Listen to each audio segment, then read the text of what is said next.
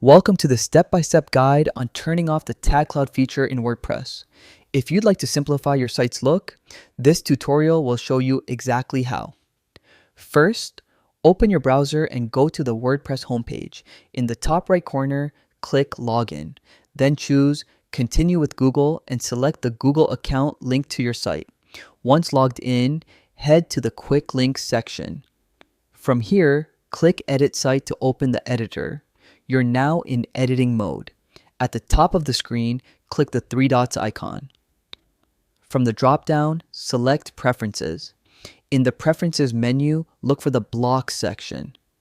This is where you can manage different block types on your site. Finally, scroll to find the Tag Cloud block.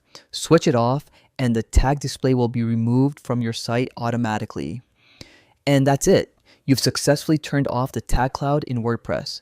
This small change keeps your layout clean and focused on what really matters.